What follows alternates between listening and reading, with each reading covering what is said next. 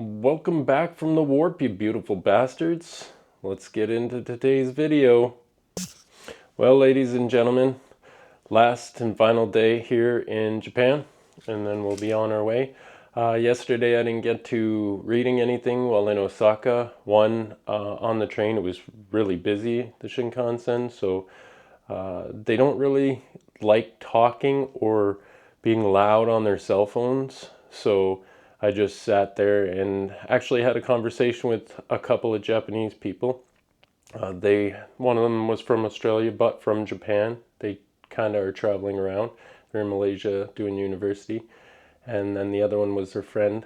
And just had a little simple learning conversation and enjoyed the way there. And then on the way back, it's just wiped. So I just kind of enjoyed going 300 plus kilometers an hour.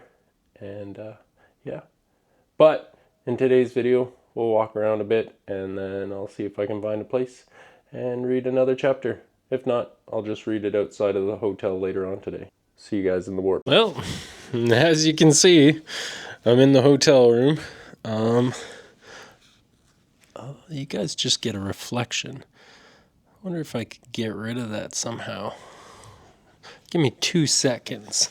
We're gonna pause this if we can. There we go. Not so much of a reflection. And you can see the park just outside the window. Let's get this started again. So,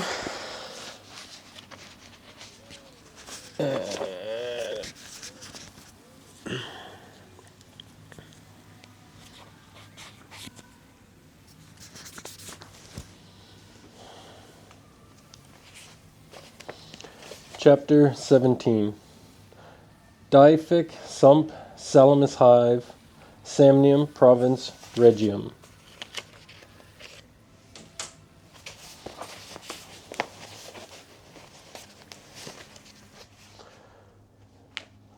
They're holed up in the blast furnace.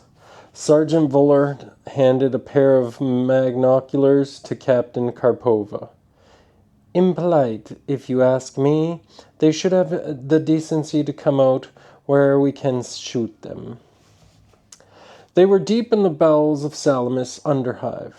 The air was revolting, worse even than the rest of the hive. It was so toxic Karpova could even taste it through her rebreather. Her lungs ached and her head was starting to spin. And the place looked hellish.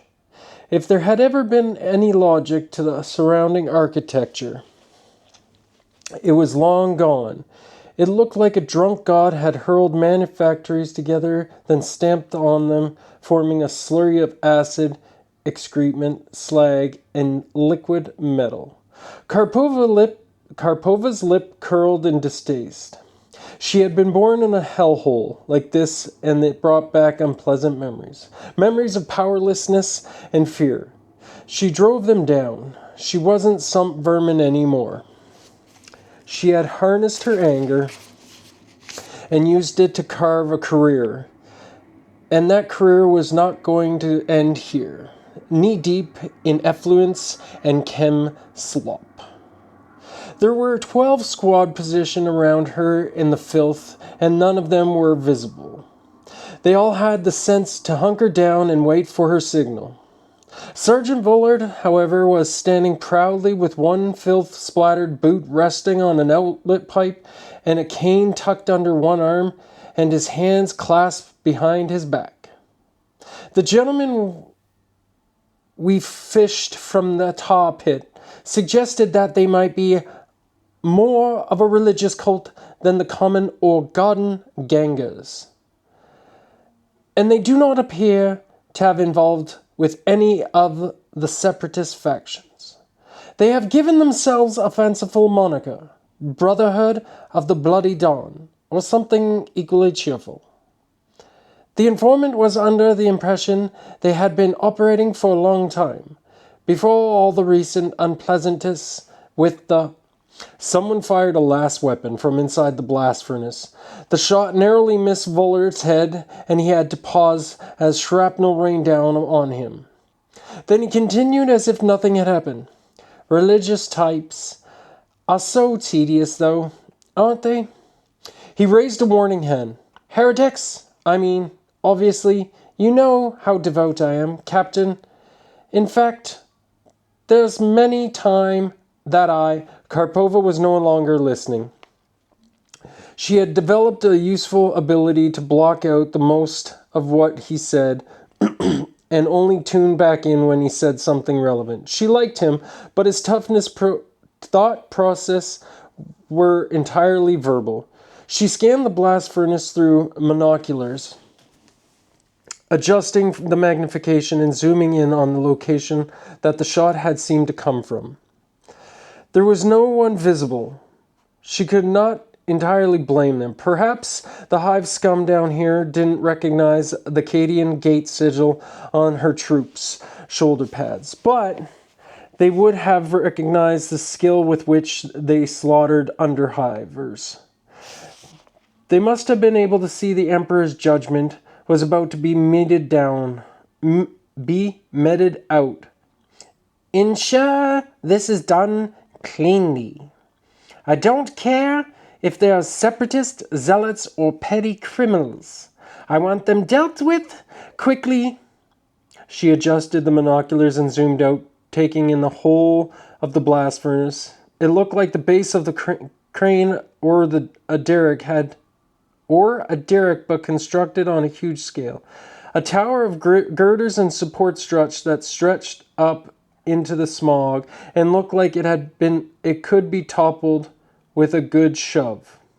Vollard nodded and took his cane from under his arm, using it to gesture at locations in heaps of rust and shattered rockcrete. Autocannons arranged in pairs, ready to take out the main supports. A few shots will do. He gestured to the squads hunkering out of sight, gripping an impressive array of lasguns, flamers and grenade launchers. When the roof falls on their heads, we will be waiting. He hesitated, lowering his voice. I did wonder, however, before we give the order, shall I offer the criminals a chance to repent? It might do well. He waved his cane. In front of the men? I mean, to show a little clemency. Clemency? She stared at him. I merely meant, well, there's a matter of the eternal souls to consider. Even a murderer can beg for forgiveness before the end. She looked closely at him, feeling the vague presentiment of danger. Vollard had always been affected and a little absurd. If he weren't such an excellent soldier, she would have demoted him years ago just to avoid his prattle. But this seemed different. He looked genuinely concerned for the souls of the people who had proven themselves to be murderers and saboteurs. He looked uncomfortable about the fact that they were about to die. They had fought together for decades, and she had never seen him hesitate like this. She shook her head. Give the order. Give the damned order, and we can leave this cesspit. He laughed, but it was a little brittle and forced. Of course, Captain. Then he hesitated again, looking around as though someone could come to his aid. Karpova was about to give an order herself when he seemed to recover. He shook his head, laughed awkwardly again, and spoke into the vox bead at his collar. There was a loud barking sound as the guns opened fire, and almost immediately the blast furnace began to crumble. Girders buckled and brackets sheared. As Karpova would have expected, the gunners had placed their shots with care. Rather than leaning, the structure folded in on itself, concertina-like, collapsing within its own footprint. There was an explosion of dust, noise, and fumes, and then the whole tower was down.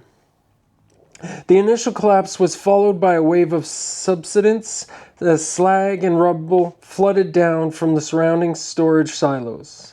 Finally, after a few minutes of this, the dust began to settle. That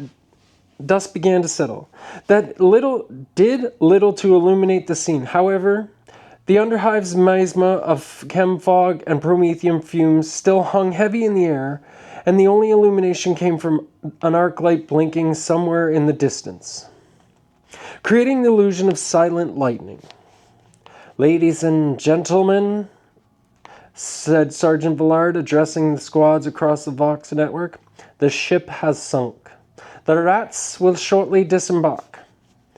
An eerie quiet followed, broken only by the sound of rubble settling and girders groaning. "There," said Karpova, seeing something through the monoculars. "Someone is digging their way out. I am surprised they can still." Her words trailed off. "Hold your fire," she said into her Vox bead. "What is it?" She turned to Vollard, handing him the monoculars. "Interesting. Looks more like a claw than a hand. Only 3 fingers and talons." Again, Karpova sensed that there was something odd about the sergeant's manner. She had seen him face nightmarish foes without flinching, but now, as a figure dragged itself from the rubble, he seemed dazed. "Ugly beggar." She snatched the monoculars back and looked back at the rubble. The man had now dragged the top half of his body clear and was trying to haul the rest of it out. But man was not quite the right word. The figure was essentially humanoid, but mutated. He was grotesquely, unnaturally muscular, and his skin was mauve and hairless. There were scraps of clothing attached to his hulking shoulders and pieces of what looked like mining gear. But he was also clad in a strange kind of shell that seemed to have formed on his skin, rigid, armored plates, like an insect's carapace. "Mutant!" she spat. She had seen similar cases before, people whose heresy was so profound, whose beliefs were so sacrilegious, that their bodies became as sick as their minds. But there was something oddly familiar about this one. It put her in a mind of something she could not quite place. Something about its elongated skull and jerking movements.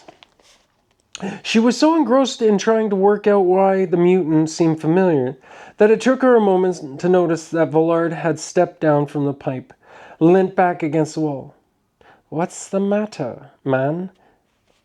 You've seen heretics before?" "I've seen these heretics before," he muttered, not meeting her eye, "though it was a dream. Perhaps it was a memory." He stared at her. He no longer sounded unctuous or pompous, just dazed. "Feel a bit odd, actually." Then he laughed in that strange manner again, shaking his head and dusting himself down. "Forgive me, Captain. This damnable smog can't seem to think straight." She found his behavior increasingly troubling. But there were more pressing matters. She opened the Vox channel again. "All squads, fire at will. Take down everything that comes out." Last beams whined and shimmered through the smog, slicing into the mutant just as it managed to stand.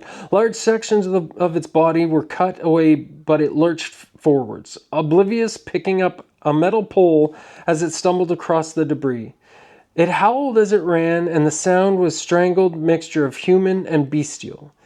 As it came closer, Karpova saw armored dorsal plates jutting up from its back, and she finally realized what it reminded her of.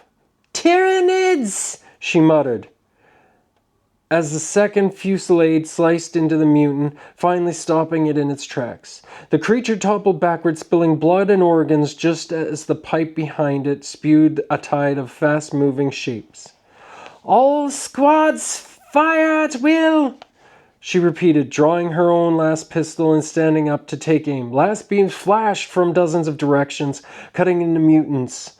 But they seemed utterly unconcerned, charging into the barrage, clutching makeshift weapons made from pieces of mining equipment. The combination of grotesquely muscled bodies and tyrannid-like carapaces meant that it took several hits to slow them down. Then from one place in the rubble, smaller mutants rushed out. They were closer to human size, and though their faces were half hidden by rebreathers, Karpova could tell that they too were alien looking. Their heads were elongated like the first one, and many of them carried plates of chitinous armor that looked just like the armor plates of the Tyranids. They all had peculiar bony ridges across their foreheads, and their eyes were blank and inhuman. They flooded from sewage pipes and ventilation shafts. There were so many of them, and they were moving so fast that she was reminded of termites leaving a disturbed nest. It's like they're turning into Tyranids, she thought. Could the Xenos have spread some kind of infection that possesses people? Most of them had 4 arms, claw-like hands, and some were well equipped, clutching auto weapons and clad in flak armor. "Flame us!" she snapped. Fire tore through the darkness, drenching the mutants in a thick, blazing coat of promethium.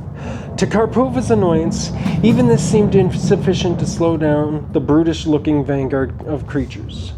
And then, just as she was about to give another order, she heard the shrill whine of mining lasers and ducked behind a barricade.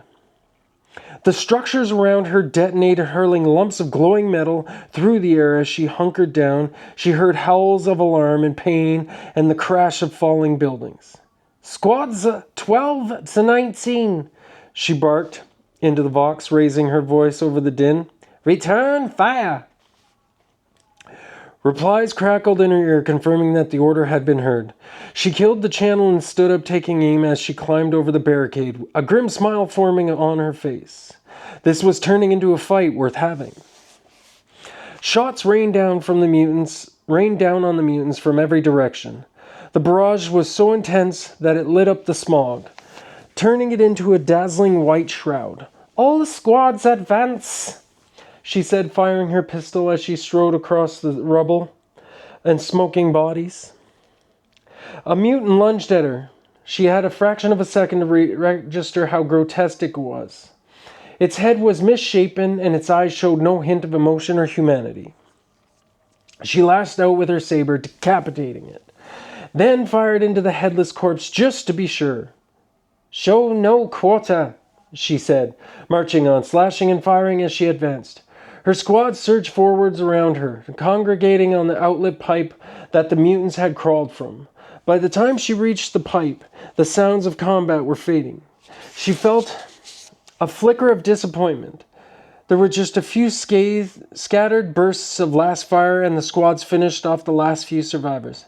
"Captain," said Vollard, wading through the carnage to her side and pointing his saber at the corpse-clogged opening. "May I?" She shook her head, then she clicked on the stab light on her pistol and pointed it in the darkness. Crouching to peer inside, she saw more dead mutants but no sign of movement.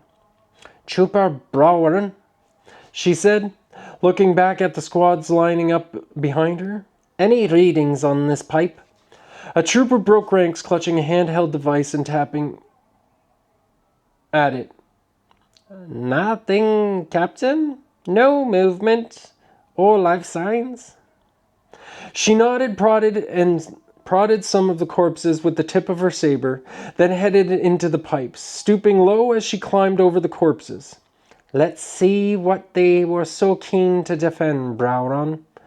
Stay close and tell me if you detect any movement."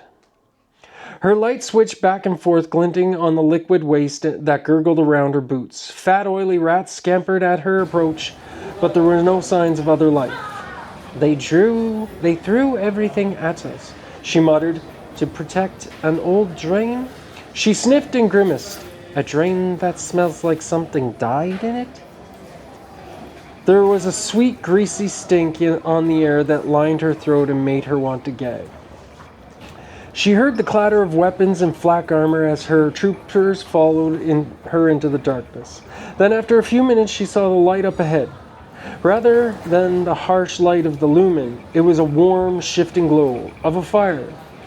She felt heat washing over her face. She reached the end of the pipe and paused, crouching at the opening, looking down the barrel of her lap pistol. The pipe led to what looked like a sump, a circular reservoir that would likely have once contained a pool of oil, but was now dry.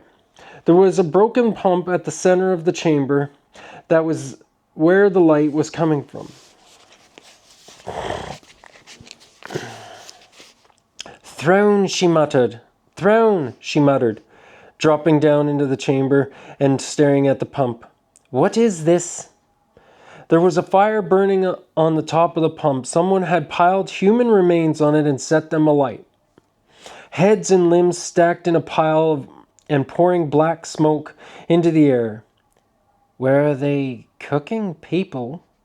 She edged closer, keeping her pistol raised as she noticed the other inlet pipes leading away from the sump. But as she reached the pile of remains, she saw that they were not meant as a meal. They were occult symbols painted around the pipe on the floor in blood. "Sacrificial altar," said Sergeant Bullard, emerging from the darkness as troopers spread out around the chamber, guns trained on the exits. "Looks like it," said Karpova, kneeling down to study the marks. "Unusual, though.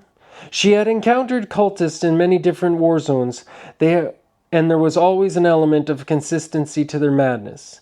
They often carried sigils that were subtle variations of icons she had seen in other worlds. But these daubings were unlike anything she had ever seen before. They resembled serpents writhing around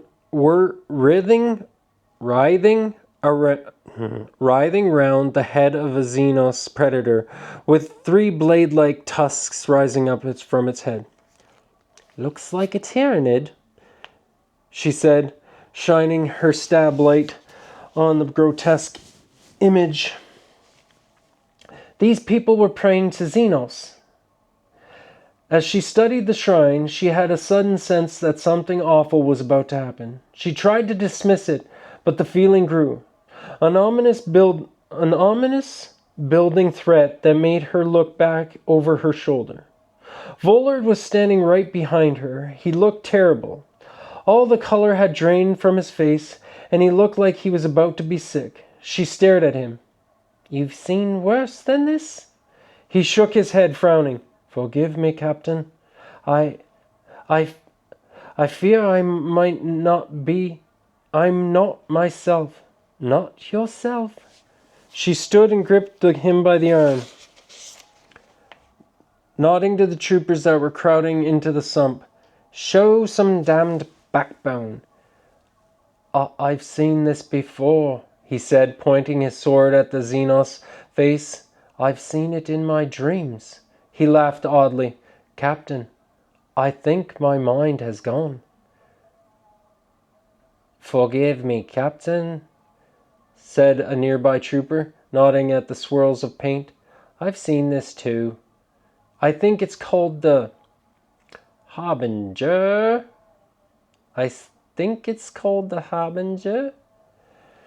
Karpova felt a surge of anger.